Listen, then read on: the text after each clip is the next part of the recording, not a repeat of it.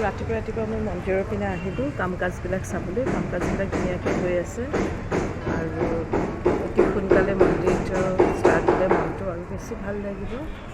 চ' আপোনালোকে চাই থাকিব মোৰ ব্লগ আৰু মই কমপ্লিট হোৱাটো দেখাম আপোনালোকক।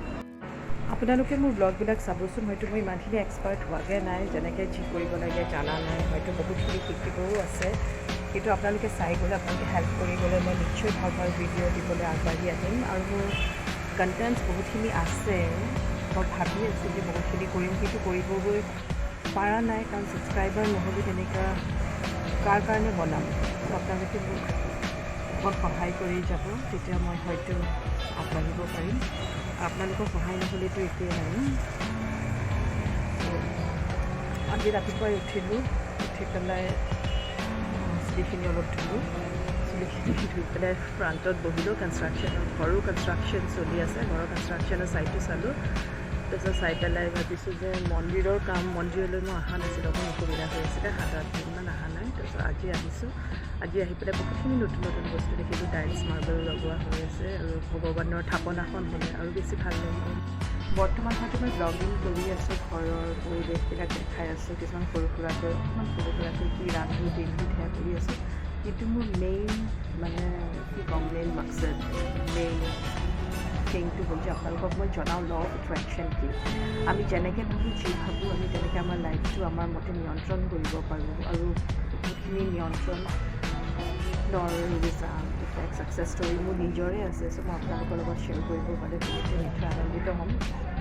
টপটো পিছলৈ গৈ আছে, মানে বেক চাইডে আমি খাই আছোঁ, লাগি আছে। চ' সেই টেকনিকটোৰ বিষয়ে আপোনালোকক ক'ব পালে মই বহুতে হেপ্পী হ'ম। আপোনালোকে থাকিব মোৰ লগত, তেতিয়া টপিকছখিনি ওলাই থাকিব এটা এটাকৈ।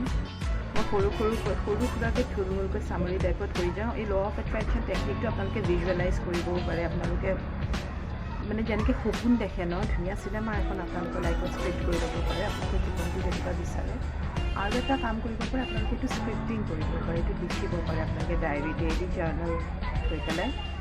চ' দুটাই বহুত হেল্পফুল।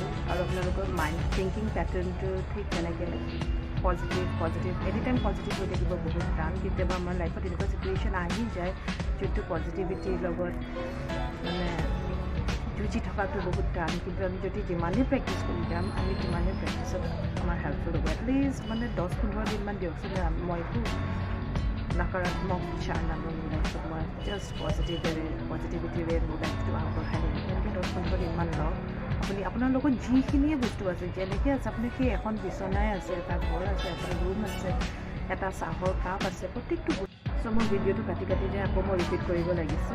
আপোনালোকৰ ঘৰত সেই সৰু এটা কাপেই হওক, সৰু এখন বিচনাই হওক, আপোনাৰ পিন্ধা কাপোৰকেইটাই হওক, প্ৰত্যেকটো কাপোৰতে আপুনি থেংকফুল হ'বচোন। তেতিয়া কি হ'ব ন, বস্তুটো আপুনি ইনক্ৰিজ হ'ব, আপোনাৰ ব্লেছিংছবিলাক কাউণ্ট হ'ব, সেইটো ইনক্ৰিজ হ'ব। ত' প্ৰত্যেকটো বস্তুতে আপুনি থেংকফুল হ'বলৈ চেষ্টা কৰক। আজি এটা সৰুকৈ এটা ক'লোঁ, পিছত ভালকৈ ক'ম। চ' কৃতজ্ঞ হ'বলৈ চেষ্টা কৰক, সেইটো বহুত হেল্প কৰিব আপোনালোকৰ লাইফত।